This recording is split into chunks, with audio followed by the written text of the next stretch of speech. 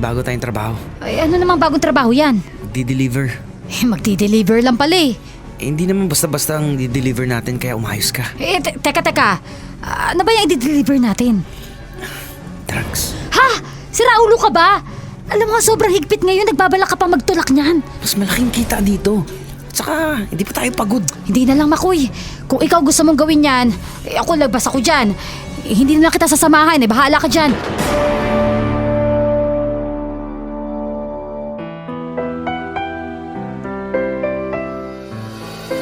Ang bawat isa sa atin ay may sariling opinyon at kuro-kuro sa anumang drama meron ang buhay. Sa TLC, The Drama Special Interactive, aming pakikinggan ang gustong sabihin ng inyong puso't isipan. TLC, The Drama Special Interactive. Involved ka dito.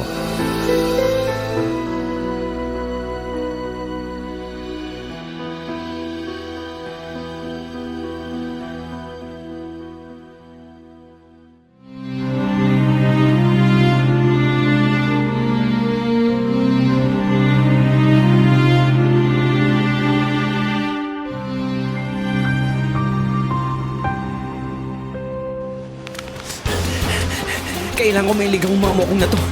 Kung di, mabubugbog ako ng mga taong bayan. Konti na lang sila. Uy, Marian, eto na. Itakbo mo na. Ililigaw ka lang sila, ha? Sige pre, takbo ko na to. Mukhang marami naman tumbag na nakuha mo ah. Mamaya tayo mag-usap, ha? Takbo na, nandyan na sila. Takbo! Takbo!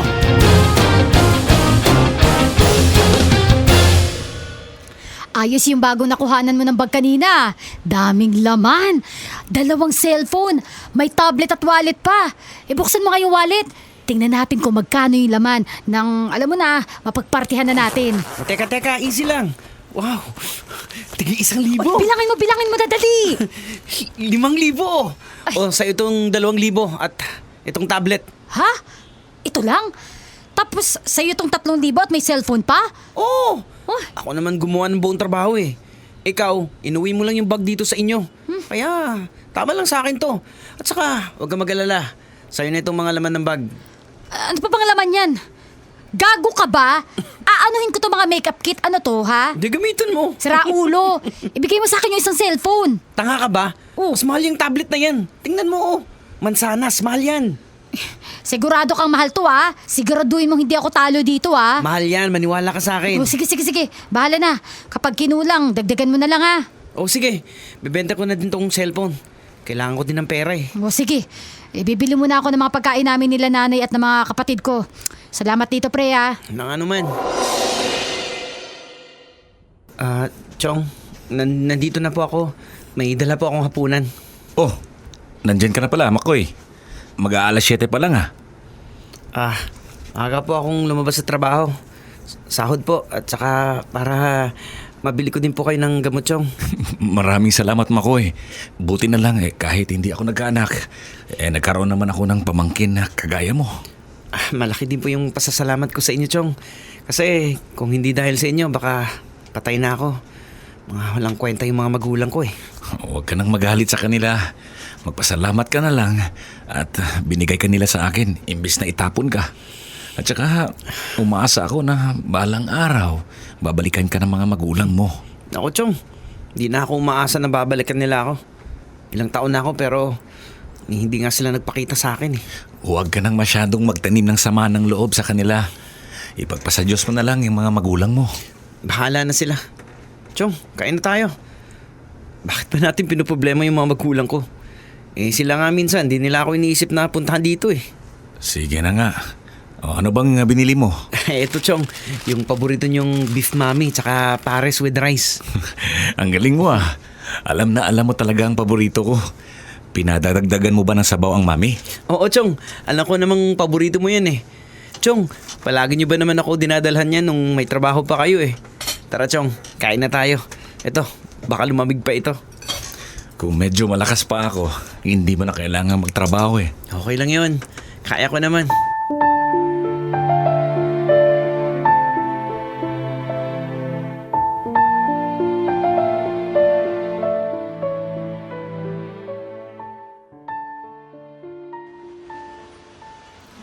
Marion! Marion, tara na! Teka lang, Mac. Magbibihis lang ako. Sige, bilisan mo. Uy, pasensya na, Mac, ha. O, tara, saan ba tayo? Magtatrabaho na. Paubos ng pera ko eh. Tamang-tama ako din eh. Sa ba tayo pa pwesto? Hindi muna tayo tatakbo. May bago tayong trabaho. Ano namang bagong trabaho yan? Di-deliver. Magdi-deliver lang pala eh. Hindi naman basta-basta ang di-deliver natin kaya umayos ka. Teka. Ano ba yung i-deliver natin? Drugs. Ha? Sira ulo ka ba? Alam mo, sobrang higpit ngayon. Nagbabalak ka pang magtulak niyan. Mas malaking kita dito. Tsaka, hindi pa tayo pagod. Hindi na lang, Makoy. Kung ikaw gusto mong gawin yan, ako lagbas ako dyan. Hindi na lang kita sasamahan. Bahala ka dyan. Ayoko pa mamatay, no? O sige, ikaw ang bahala. Tamang-tama, masusolo ko yung bibigay sa atin. Di bali na lang. O sige na, uwi na lang ako.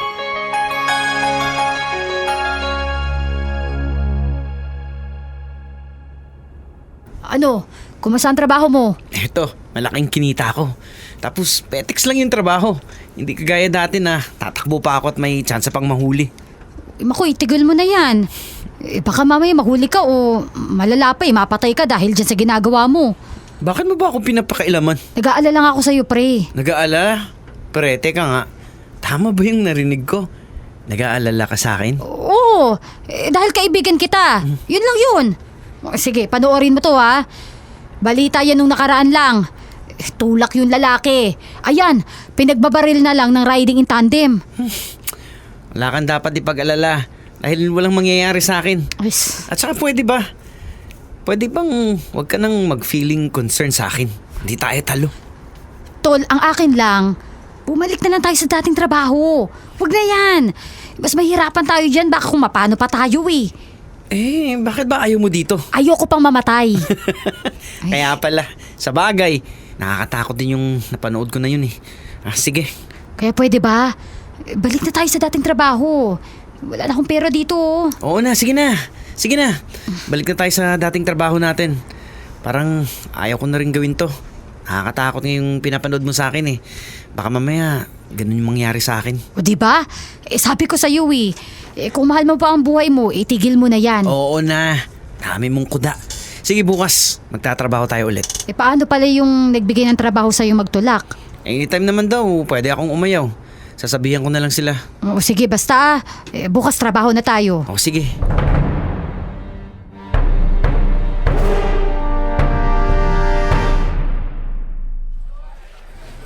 Saan tayo pupwesto? Huwag na tayo dun sa dati. May mga naka-standby na pulis dun eh. Saan tayo pupwesto niyan? Dito na lang tayo. Umusto ka na dun sa eskinita. May target ka na ba? Ayan. Yung matabang babae. Mukhang mapera eh. Sige, doon ka na sa eskinita tapos lumusot ka sa estero. Alam mo na yun, dating gawi. Oo, sige. Ingat na lang, ha. Tsitsempo lang ako.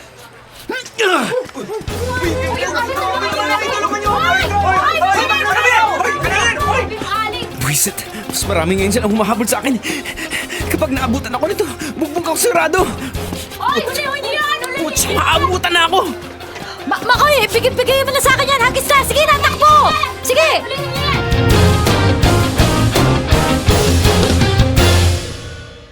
Muntik na tayo dun, ha.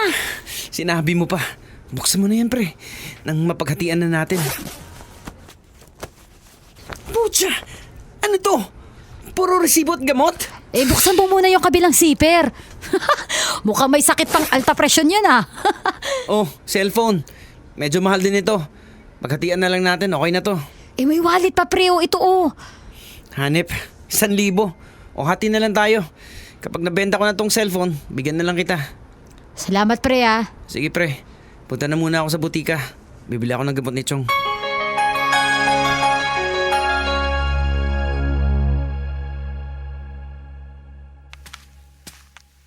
Chong! Nandito na ako! Chong, may dala akong pansit! Tara po, kain na tayo! Chong? Diyos ko! Chong! Ano nangyari sa inyo, Chong? Tulong! Tulong! Tulungan niyo ako! Tulungan niyo si Chong! Uy, pre! Anong nangyari? Si Chong kasi! Pre, easy ka lang. Ano bang nangyari? Kwento mo. Si Chong nasa banyo sumusuka ng dugo! Ha? Tara, dalahin na natin sa ospital. Sige, tatawag lang ako ng pwedeng sasakyan. Hihingi din ako ng tulong sa iba nating kapitbahay. O sige, bilisan mo. Oh, anong finding sa Chong mo, pre? Meron daw liver cirrhosis si Chong. At wala na si Chong. Hindi niya na kinaya. Mag-isa na lang ako, pero wala na si Chong. Huwag ka mag-alala, pre. Nandito pa rin ako sa tabi mo, ha. Hindi kita iiwan, pangako. Isa pa problema. Ang bayarin ko dito sa bill sa ospital. Malaki-laki ang babayaran ko eh. Paano ngayon yan? Hindi ka pwede magtrabaho dahil hindi mo pwedeng iwan si Mang Fred. Kailangan may mag-asikaso sa kanya.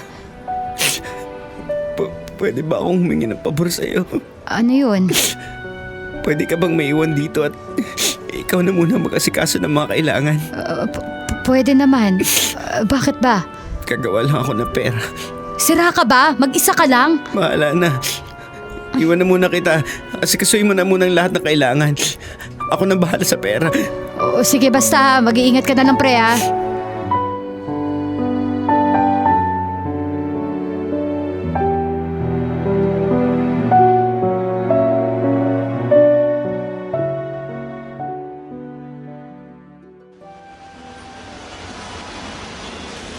Ate, kunin ko na to ha.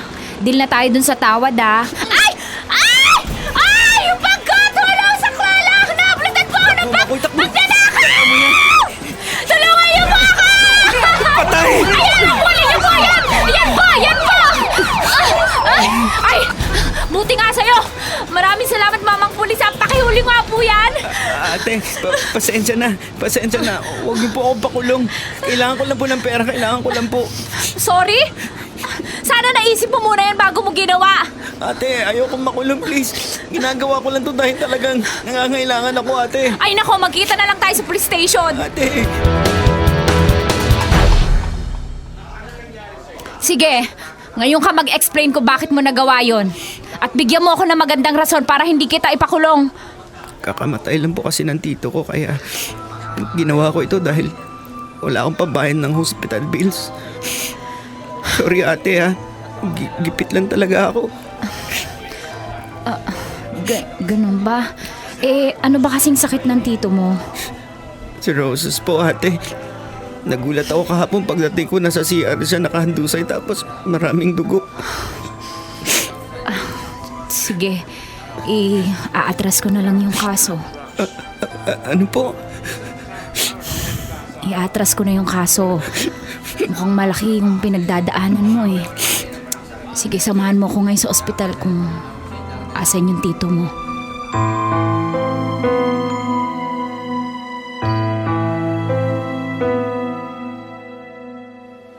O, pre!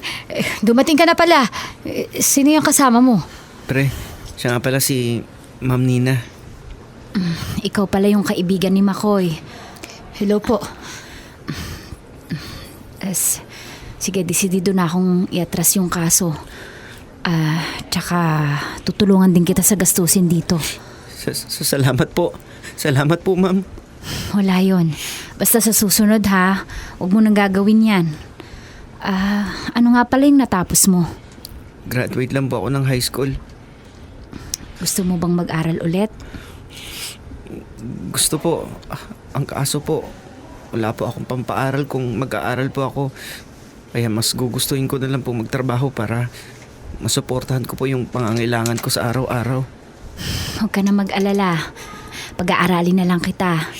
Sa nakikita ko, ginagawa mo lang kasi to, gawa ng kahirapan. Naniniwala akong gusto mo lang makasurvive sa pang-araw-araw. Kaya aampunin na rin kita pagkalibing ng tito mo. Talaga po. Maraming salamat po. Maraming salamat po. Napakabait niyo po, ma'am. Nararamdaman kong kulang ka lang sa paggabay kaya nagawa mo yan. Kaya simula ngayon, doon ka natitira para magabayan kita ha. Doon ka sa bahay ha. Sigurado po ba kayo? Wala po ba kayong mga anak, ma'am? Nakakahiya naman po sa kanila. Wala pa nga akong asawa eh. Kaya okay na okay ka dun sa bahay. Sa poder ko, papag-aralin kita at saka tutulungan. Naku, maraming salamat po. Sige na, maiwan na muna kita. Babayaran ko muna lahat ng bills, ha?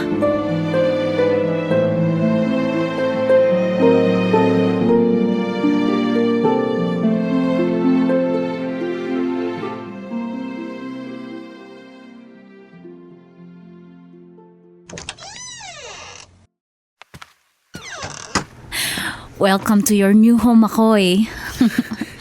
Ang laki pala ng bahay niyo, ma'am. Simula ngayon dapat feel at home ka na dito, ha? Dahil ito na yung bagong magiging tahanan mo.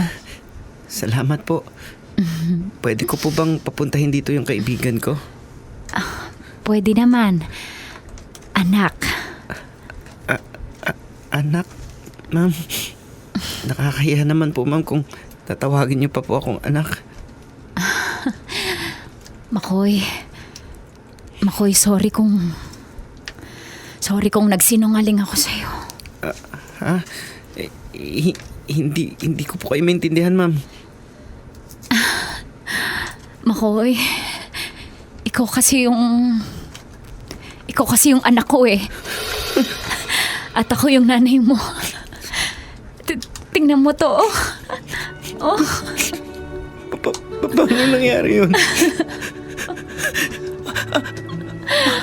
Ako to.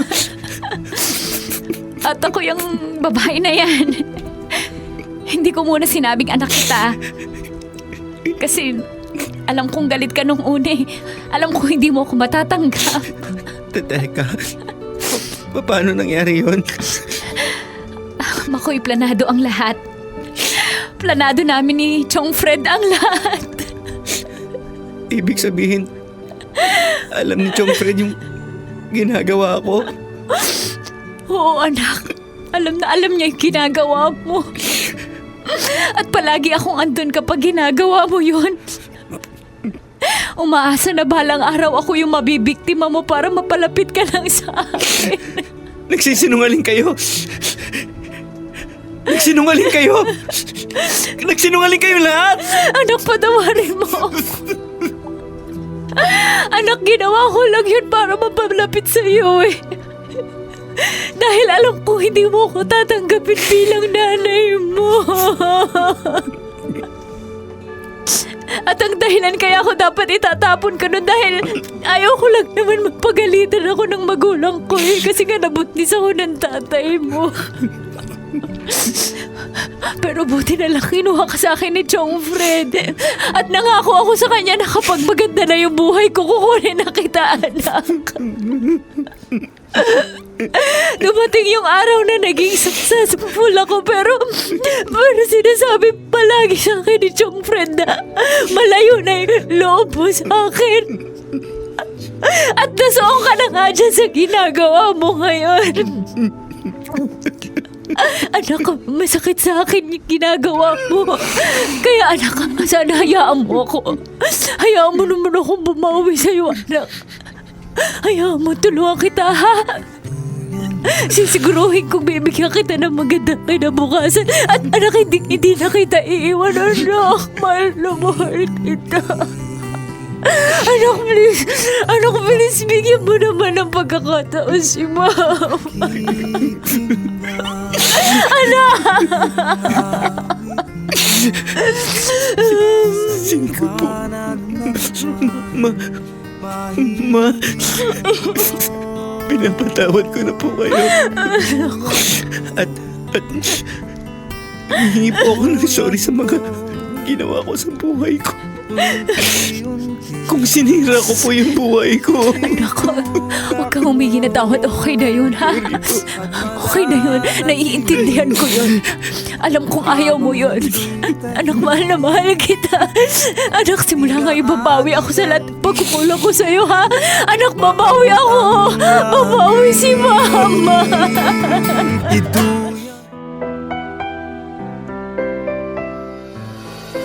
Ang bawat isa sa atin ay may sariling opinyon at kuro-kuro sa anumang drama meron ang buhay. Sa TLC, The Drama Special Interactive, aming pakikinggan ang gustong sabihin ng inyong puso't isipan. TLC, The Drama Special Interactive. Involve ka dito.